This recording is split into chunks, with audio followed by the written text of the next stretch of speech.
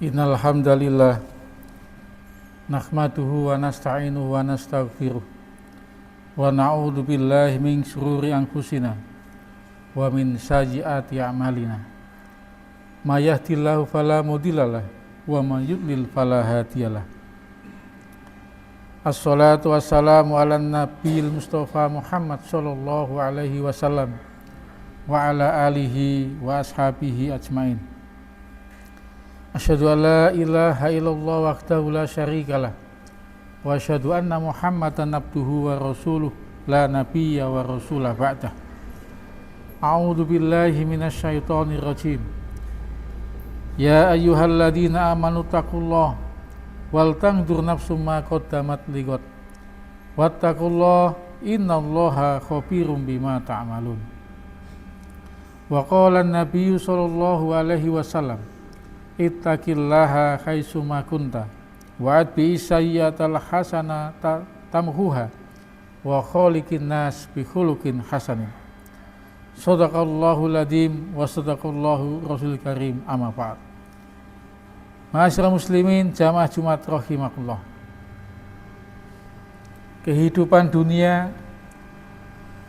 yang dilalui oleh manusia ini cukuplah singkat adanya. Hanya beberapa waktu saja, beberapa puluh tahun saja, sehingga waktu yang singkat ini harus kita sadari, harus kita renungkan, kira-kira kita mau seperti apa hidup kita ini, mau bagaimana kualitas kehidupan kita ini. Perbandingan waktu antara dunia dengan sebelum atau sesudah, memang dunia adalah yang paling pendek, paling singkat.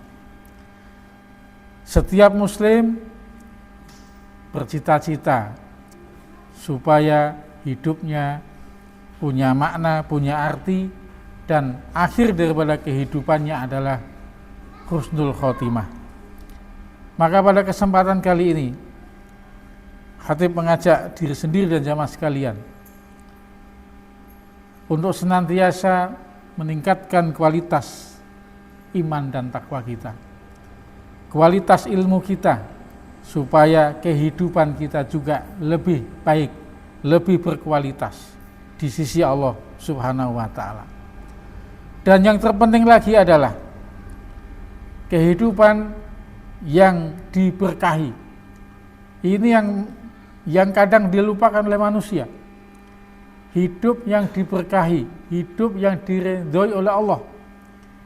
Karena tidak semua manusia mendapatkan keberkahannya. Maka wajib bagi kita sebagai seorang muslim ini bukan sekedar sukses, tetapi lebih dari sukses adalah hidup yang diberkahi, hidup yang penuh dengan keberkahan. Ini yang harus dicita-citakan. Kenapa? Karena kehidupan yang diberkahi adalah kehidupan yang sesungguhnya diinginkan oleh semua manusia. Karena kalau kita bicara tentang berkah, itu adalah kualitas. Definisi berkah itu diantaranya adalah ziyadatul khair, bertambahnya kebaikan.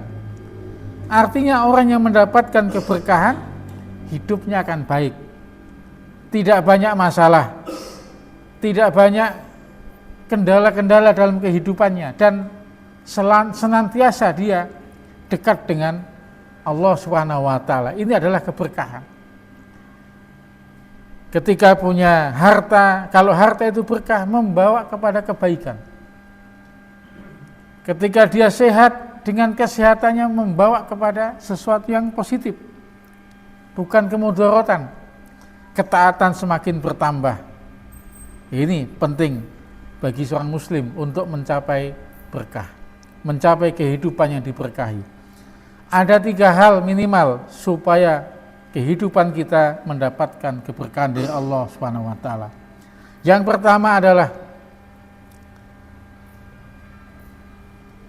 membiasakan diri untuk selalu berbuat kebaikan.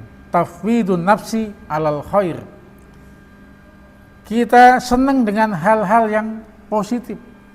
yang baik, walaupun itu mungkin dari sisi materi tidak menjanjikan, tapi senang kepada kebaikan. Dan kita biasakan itu kepada hal yang baik-baik. Budaya-budaya yang baik, kerja-kerja yang baik, yang tentunya standarnya adalah sesuai dengan tuntunan Islam. Senang kita kepada yang baik. Dan perlu kita yakini, kebaikan yang kita kerjakan untuk diri kita juga. Begitu juga keburukan yang kita kerjakan juga kembali pada kita. Maka kita pilih yang mana? Biasakan ucapan kita adalah ucapan yang baik. Kata-kata kita adalah kata-kata yang baik. Baik ketika kita mendapatkan nasihat maupun ketika kita menasihati. Jadi orang beriman selalu dalam kebaikan, terbiasa dengan hal yang baik dan ringan untuk melaksanakan sesuatu yang baik. Maka dalam hal ini jamaah sekalian dirahmati Allah, standar kebaikan kita adalah ya tentu merujuk kepada bagaimana Allah dan Rasulnya mengajarkan. Insya Allah dengan kebaikan-kebaikan ini kita akan menjadi orang-orang yang punya jiwa yang bersih, jiwa yang tenang, sehingga ketika nanti di akhirat Allah panggil kita dengan panggilan yang sangat baik. Ya ayyatuhan nafsul mutmainnah, wahai jiwa yang tenang. Kenapa jiwa yang tenang? Karena terbiasa dengan melakukan kebaikan-kebaikan, ringan. Ya, sebagai guru ringan kita menyampaikan, ringan kita memberikan teladan. Sebagai santri juga senang kita belajar, ringan kita melaksanakan perbuatan-perbuatan yang baik.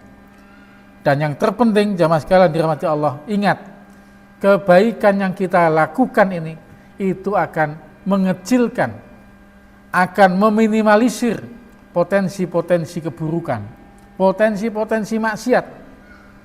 Kenapa orang yang senang bermaksiat dalam setiap hari, setiap waktu? Kenapa? Karena minim kebaikan dalam kehidupannya, sehingga yang dominan adalah kemaksiatan, perbuatan dosa. Hati-hati kita hari ini yang punya hobi dengan misalnya main game, hobi dengan dunia maya. Ketika kita sudah dikuasai untuk masuk ke dalam dunia seperti itu, efeknya apa? Malas kita sholat, malas kita baca Quran, malas kita hadir dalam majelis. Bahkan kita mendatangi azan, menghadiri panggilan 5 waktu pun memenuhi dengan datang paling akhir. Ini adalah contoh fakta bahwasanya ketika diri kita ini yang menguasai bukan kebaikan-kebaikan yang Allah ajarkan, maka yang dominan adalah dosa-dosa, keburukan-keburukan yang kita lakukan. Ini yang pertama. Yang kedua, diantara upaya dan langkah kita untuk mendapatkan keberkahan dari Allah adalah muhasabatun nafsi. Banyak-banyak kita bermuhasabah, mengevaluasi diri. Jangan pernah merasa kita menjadi orang yang paling hebat. Kayaknya tidak perlu lagi saya mendapatkan nasihat. Kayaknya saya sudah baik, sudah sempurna, sehingga nasihat-nasihat pun diabaikan. Jangankan nasihat manusia, sabda Rasulullah pun tidak pernah diperhatikan. Kita harus pandai-pandai mengintrospeksi diri kita. Kita bisa melihat siapa diri kita, bagaimana diri kita.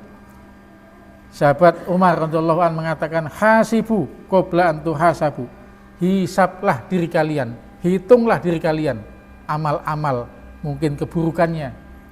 Kalau amal kebaikan lupakan saja. Hisab diri kita masing-masing sebelum nanti kita dihisab di hadapan Allah Subhanahu wa taala. Pandai-pandai kita mengevaluasi diri. Jangan sampai ada pepatah yang mengatakan gajah di pelupuk mata tidak kelihatan, semut di seberang lautan tampak. Kita tidak mampu menilai diri kita, tapi kita pandai menilai orang lain yang jauh di sana. Jamaah sekalian dirahmati Allah, orang yang bisa melihat dirinya sendiri, melihat bagaimana dirinya, maka dia akan termotivasi untuk terus memperbaiki. Dan tidak ada ceritanya kita berhenti memperbaiki diri sampai ajal menjemput kita. Tidak ada ceritanya. Maka jangan ada perasaan cukup saya sudah selesai, belajar sudah S1, S2, S3 dan seterusnya. Kayaknya saya sudah baik, kayaknya saya sudah benar. Jangan.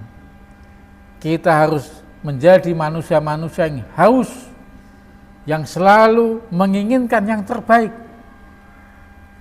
Menjadi manusia-manusia pembelajar, senang untuk terus memperbaiki diri kita. Insya Allah, kalau ini kita lakukan, ini pun jadi upaya kita untuk mendapatkan keberkahan dari Allah Subhanahu wa Ta'ala.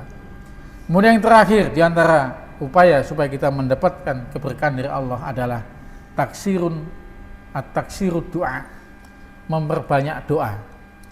Doa-doa kita menjadi asbab keberkahan.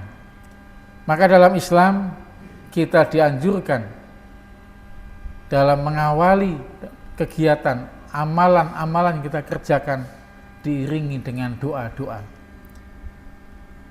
Salat adalah doa, ya. Salat adalah doa. Maka banyak-banyak berdoa. Bahkan sujud itu adalah posisi yang paling dekat dengan Allah dalam sebuah hadis disebutkan. Maka pada saat sujud banyak-banyaklah kita bermohon kepada Allah.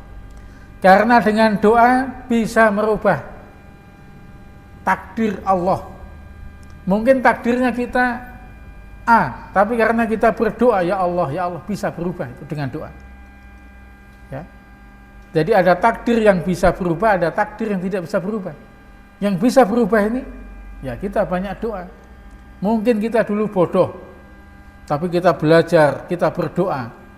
Ternyata suatu saat kita menjadi orang yang tidak bodoh lagi. Inilah pentingnya sebagai seorang muslim ini memperbanyak doa. Ad-du'a silahul mu'min. Doa itu adalah senjatanya orang-orang beriman. Dalam sebuah peperangan, Rasulullah bersama para sahabat jumlahnya sedikit, senjatanya juga minim, menghadapi lawan yang cukup besar. Kekuatan apa coba? Kekuatan doa. Termasuk ya pesantren-pesantren kita ini. Inilah doa-doa para guru-guru kita, para ustadz-ustadz kita di masa lampau. Berdoa.